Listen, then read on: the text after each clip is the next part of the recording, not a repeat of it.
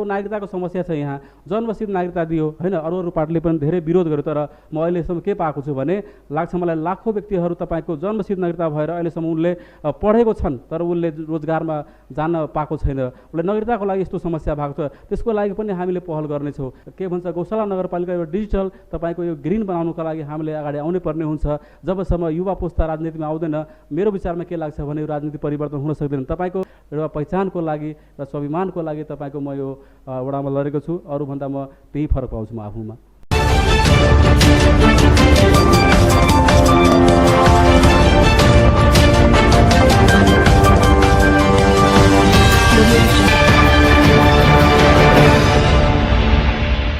नमस्ते नमस्कार दर्शकबिन, तपाईँहरूलाई शीर्ष न्युजद्वारा सञ्चालित शीर्ष टक कार्यक्रममा स्वागत छ। म कार्यक्रम प्रस्तुता धर्मेन्द्र कुमार यादव। आज कुराकानीको क्रममा हामीलाई निम्त्याएका छौँ बहुजन एकता समाजवादी पार्टी नेपालका सचिव एवं जिल्ला अध्यक्ष प्रकाश महाराजजीलाई। तपाईँलाई स्वागत छ। धन्यवाद। म पुनः नमस्कार सम्पूर्ण दर्शकहरूमा गर्न चाहन्छु। मेरो नाम चाहिँ राम प्रकाश मुची, प्रकाश नाम भनेर चिनिन्छ मलाई। मेरो घर चाहिँ गौशाला नगरपालिका वडा नम्बर 10। म तपाईँको अध्ययनको क्रममा जनकपुरको आदर्श जनक क्याम्पसबाट बिएड गरेको छु। धन्यवाद। राजनीतिमा तपाईँ कहिले आउनुभयो र किन आउनुभयो?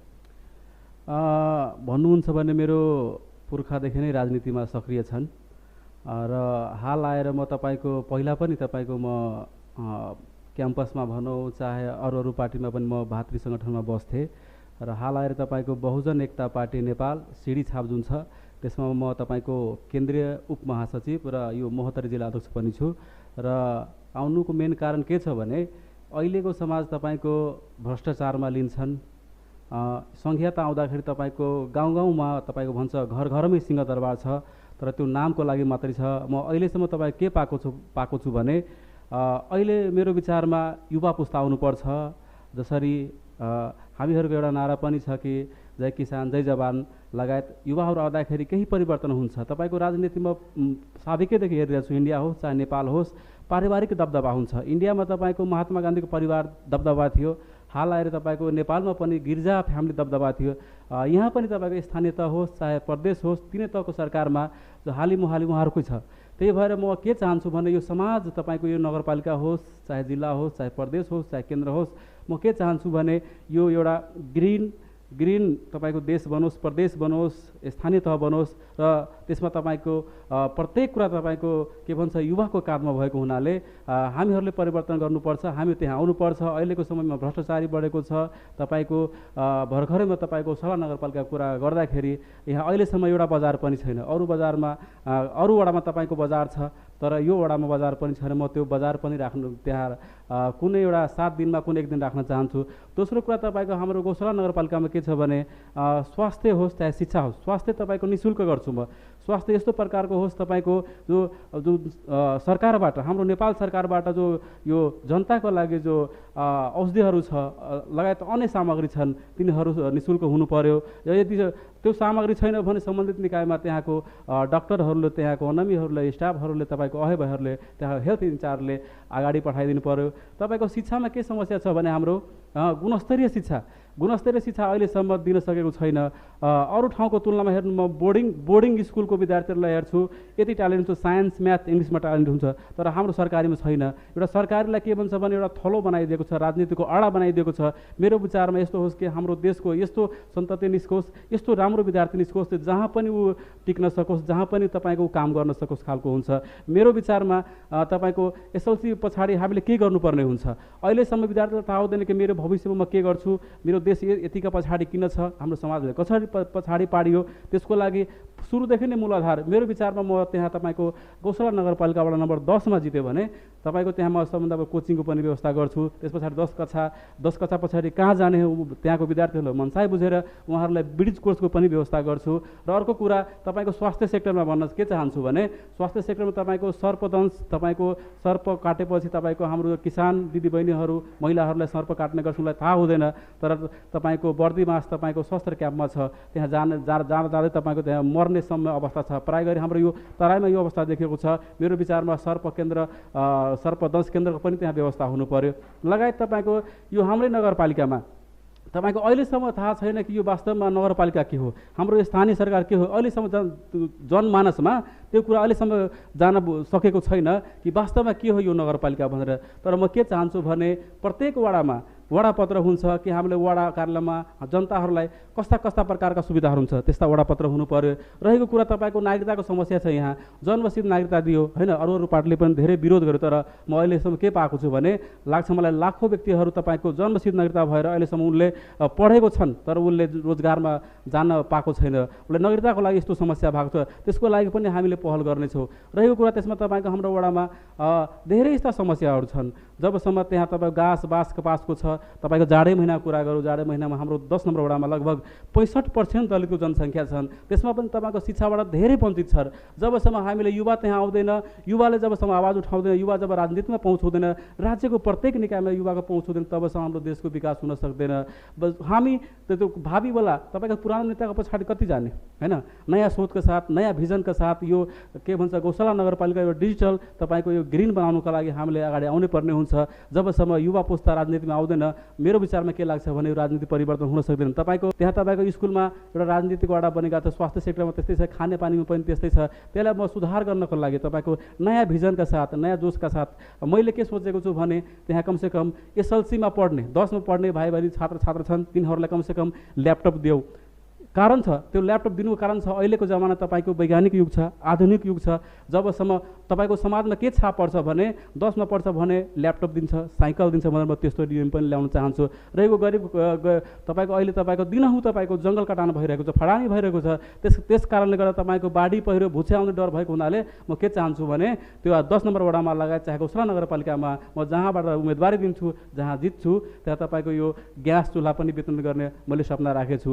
जसरी तपाईँको यो प्रदेशमा पनि छोरी पढाऊ छोरी बचाऊ कार्यक्रमसँगै त्यति के पायो भने भन्दाखेरि आफ्ना मान्छेले मात्र दिने। म के चाहन्छु भने तपाईँको हाम्रो गौशाला नगरपालिका वडा नम्बर 10मा एउटा मावि विद्यालय तपाईँको रहेछ, त्यहाँ पढ्ने बहिनीहरूलाई चाहे भाइहरूले सबलाई साइकल वितरण गर्नु भन्ने यस्ता नयाँ नयाँ भिजनका साथ यो तपाईँको कसरी हाम्रो समाज समृद्धि हुन्छ, कसरी विकासकोतिर लाग्छ।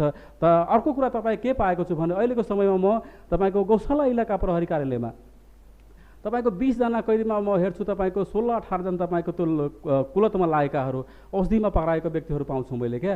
र तिनीहरूलाई जनचेतनाको लागि तपाईँको तालिम सञ्चालन गर्छु, कसरी के गर्न सकिन्छ, ट्राफिकसँग तालिम दिलाउनुपर्छ कि त्यहाँ तपाईँको नगरबाट होस् चाहे त्यहाँको समाज भलादमी बैठाएर एउटा योजना बनाएर प्लानिङ बनाएर तपाईँको युवा लक्षित कार्यक्रम पनि त्यहाँ ल्याउन चाहन्छु म। अर्को कुरा हाम्रो समाजमा यो पनि हेर्छु भने धेरै ठाउँमा के पाएँ मैले भने तपाईँको फोन छ तर टावरै समात्दैन। त्यहाँ तपाईँको सञ्चारतिर पनि कसैको ध्यान गएको छैन। टावरले तपाईँको आजकल तपाईँको फोनले गर्दाखेरि धेरै काम बिग्रिरहेको छन्, त्यसमा पनि म जोड दिन चाहन्छु। अर्को कुरा तपाईँको जनताको सेवा, म तपाईँको यो राजनीतिमा आउनु कारण के छ भने तपाईँको जनतालाई सेवा गर्नको लागि जनताको समस्या बुझेर म वडामा पनि नयाँ सिस्टम लगाउँछु। बरु कर्मचारी थप्नुपर्छ बरु थप्छु त्यहाँ, तर तपाईँको घर घरै जसरी सामाजिक सुरक्षा वृद्ध भत्ता भइगयो, बाल पोषण भत्ता भइगयो, म अहिले पनि के पाउँछु भने तपाईँको बैंकमा हेर्छु म कति तपाईँको के भन्छ त्यो बैंकमा तपाईँको लाइन लागेर तपाईँको मुर्छा पर्ने पनि अवस्था छ, कति बेहोस भएको पनि अवस्था छ। त्यस्ताहरूलाई बरु घर घरमै गएर उहाँहरूलाई घर घरमै गएर वृद्धा पेन्सन भइगयो, तपाईँको वृद्धा भत्ता भइगयो, बाल पोषण भइगयो, तपाईँको वडापत्र छ वडामा राख्छु। अर्को कुरा तपाईँको नागरिकता फर्महरू किन्नुपर्ने अवस्था छ, त्यहाँ तपाईँको बरु नागरिकता फर्म सित्तैमा दिउला, फर्म भर्ने काम सित्तैमा गरिदिउला। हामीले जुन प्लानिङ बनाएको छौँ यो जनताको हक हितमा हुनेछ भन्ने मलाई आशा लागेको छ। अब तपाईँ चुनाव लड्दै हुनुहुन्छ, तपाईँमा र अरूमा के फरक छ? हेर्नु सबभन्दा के छ भने म एउटा दलितमा पनि पढ्छु होइन। अर्को कुरा के छ भने म तपाईँको गरिबी अवस्थाबाट गुज्रेको छु, मैले तपाईँको गरिबी देखेछु। तपाईँको भन्नुहुन्छ भने गौशाला नगरपालिकाको सब वार्ड नम्बर 10 तपाईँको सबभन्दा गरिब भएको तपाईँको दलितको जनसङ्ख्या बढी भएकोले मलाई के लाग्छ भने अरूभन्दा म के भने त्यो अवस्थाबाट गुज्रेको हुनाले म अरूभन्दा राम्रो गर्न सक्छु। जसरी तपाईँको गरिब बालबच्चाहरू स्कुलसम्म जान सक्दैन, उहाँहरूको लागि घर दैलो कार्यक्रम गरेर होइन, उहाँहरूलाई बरु के हुन्छ भने निःशुल्क शिक्षामा तपाईँ कपी डट कलम दिएर उहाँहरूलाई बरु प्रेरित गरेर त्यहाँ पढाउन सक्छु। अर्को कुरा के छ भने अरूभन्दा म के भन्छ भने तपाईँको नगरपालिकामा पहिला काम गरे हो, योभन्दा अगाडि तपाईँको गाविसमा तपाईँको जिल्ला विकासको एलजिसिडिपीको कार्यक्रममा गरेको हो। म एउटा सामाजिक परिचालक पनि पहिला थिएँ होइन। त्यो जनताको के दुःख छ मैले बुझेको छु, घर घरमा गएको छु, के समस्या छ, पढाइको समस्या छ कि उसलाई तपाईँको गम्भीर प्रकृतिका बिरामी छ भने उसलाई के गर्नुपर्छ, आर्थिक सहयोग गर्नुपर्छ कि उसलाई ठाउँसम्म पुर्याइदिनका लागि हामीलाई पहल गर्नुपर्छ कि जानुपर्ने हुन्छ कि। अर्को कुरा तपाईँको विद्यालयमा तपाईँको टिचरहरूको हेर्छु म मनमानी छ, आफ्नै पाराले हुन्छ, समय गरेर केहीको ख्याल हुँदैन। म के भन्न चाहन्छु भने अरूभन्दा म तपाईँको नयाँ सोचका साथ, नयाँ विचारका साथ, नयाँ उमङ्गका साथ, युवाका साथको साथ एउटा पहिचानको लागि र स्वाभिमानको लागि तपाईँको म यो वडामा लडेको छु। अरूभन्दा म त्यही फरक पाउँछु म आफूमा। तपाईँ जितेपछि के गर्ने योजना छ 10 नम्बर वार्डमा? म तपाईँको जितेपछि सबभन्दा शिक्षामा बढी जोड दिन्छु। तपाईँको गुणस्तरीय शिक्षा कसरी हुन्छ होइन, त्यहाँ शिक्षकलाई तालिम दिनुपर्ने हुन्छ कि तपाईँको घर दैलो कार्यक्रम गर्नुपर्ने हुन्छ कि शिक्षक थप गर्नुपर्ने हुन्छ कि तपाईँको कोचिङ शिक्षा दिनुपर्ने हुन्छ र तपाईँको अहिलेको तपाईँको आधुनिक युगमा एडजस्ट हुनका लागि जहाँ पनि ऊ काम गर्न सकोस् भनेर त्यसको लागि। अर्को दोस्रोमा तपाईँको स्वास्थ्यमा मैले भनिदिएँ कि स्वास्थ्यमा जति पनि सामग्री पाउँछ सरकारबाट पाउँछ, उहाँहरूले फ्री पाउनु पर्यो। जो जसरी बिलको पैसा काटिन्छ त्यो पनि काट्नु नपरोस्। तेस्रोमा तपाईँको यो तपाईँको गौशाला नगरपालिका वडा नम्बर 10मा जो नदी उत्खनन भइरहेछ, मापदण्डभन्दा बाहिर यदि तपाईँको क्रोसरहरू सञ्चालन गरेको छ भने नियममा तपाईँ के छ भने यो क्रोसर छ भने नदीभन्दा तपाईँको 500 मिटर लगभग आधा कोस भन्छ हाम्रो मैथिलीमा, आधा कोस हुनुपर्छ। तपाईँको 3 फिटदेखि 5 फिटसम्म मात्रै खन्नुपर्ने हो, त्यसलाई बरु व्यवस्थापन गर्छु। अर्को कुरा छ के छ भने अघि पनि मैले भने कि एउटा बजारको व्यवस्थापन गर्छु। तपाईँको अर्को कुरा तपाईँको के छ भने प्रत्येक स्वास्थ्य चौकीमा चाहे म विशेष गरी 10 नम्बरमा लड्छु भने 10 नम्बरमा तपाईँको एउटा सर्पदंश दंश केन्द्र स्वास्थ्य चौकीमा राख्छु। अर्को कुरा तपाईँको ब्रिज कोर्सहरू पनि चलाउँछु। त्यस पछाडि अर्को ल्यापटपहरू, साइकल वितरण भएको घर दैलो कार्यक्रमहरू, सबभन्दा एउटा योग पनि तपाईँको स्कुलमा सञ्चालन गर्छु। अर्को तपाईँको के छ भने त्यहाँ व्यवहारिक शिक्षा, तपाईँको गरिब समाजमा के पाछु भने जीवन कसरी धान्न सकिन्छ, उसलाई सिपमुखी कसरी बनाउन सकिन्छ, आत्मनिर्भर कसरी बन्न सकिन्छ। तपाईँको हाम्रा युवाहरू प्राय गरी वैदेशिक रोजमा पलायन भइरहेका छन्, उनीहरूलाई ज्यादा पनि उनलाई केही सहयोग होस्, चाहे गम्भीर प्रकृतिका बिरामी भएपछि उनीहरूलाई वडाको क्षमता अनुसार उसलाई आर्थिक सहयोग पनि गर्नेछु भनेर मैले त्योहरू विकास गर्छु। हजुर, जस्तै योभन्दा अगाडि युवाहरू राजनीतिमा नआउने, अहिले युवाहरू राजनीतिमा लस्कर भएर आइरहेछ, किन होला? तपाईँको आउनुको कारण छ, म तपाईँको अगाडि पनि भने होइन, उन परिवारवाद हाबी हुने, नातावाद हाबी हुने, उहाँहरूकै मान्छे जो पहिला राजनीतिमा सक्रिय छन्, जितेका छन्, उनीहरू नै आउने, नयाँ मान्छे आएपछि नयाँ भिजनका साथ यो समाजलाई समावेशी बनाउनको साथ तपाईँको यो समाजलाई के भन्छ समृद्धिको बाटोमा लगाउनको लागि नयाँ विचारका साथ, नयाँ उमङ्गका साथ युवामा त तपाईँको जोस जागर हुन्छ नि, यो समाज परिवर्तन गर्न सकिन्छ भन्ने युवालाई मेरो बुझाइमा युवा आउनुपर्छ र सधैँ आउनुपर्छ। तब मात्रै, किनभने तपाईँको देशको जिम्मेवारी युवाको काँधमा छ, त्यही भएर युवा आउनुपर्छ। अन्तमा के भन्नुहुन्छ?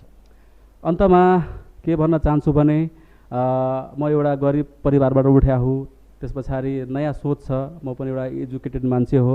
अर्को कुरा के छ भने तपाईँको त्यो 10 नम्बरलाई एउटा डिजिटल वडा, तपाईँको ग्रिन वडा बनाउनका लागि, त्यहाँको समाजको सेवाका निम्ति म तपाईँको पेसाका लागि होइन कि समाजको सेवाका लागि, तपाईँलाई थाहा भएकै कुरा हो, लगायत त्यहाँका जनताहरूलाई पनि थाहा रहेछ कि एउटा नगरपालिकाको जागिर छोडेर यो सेवामा आएको छ। म अरूभन्दा लगभग राम्रो गर्ने प्रयास गर्छु, किनभने योभन्दा गतको व्यक्ति, साबिकै व्यक्ति जो पहिला राजनीतिमा हालिमुहाली भएका व्यक्ति थिए, त्यस्ता व्यक्तिभन्दा पनि युवालाई मौका दिनु पऱ्यो, युवा आउनु पऱ्यो, नयाँ भिजनका साथ, जोसका साथ तपाईँको म यो वडालाई विकास गर्न चाहन्छु।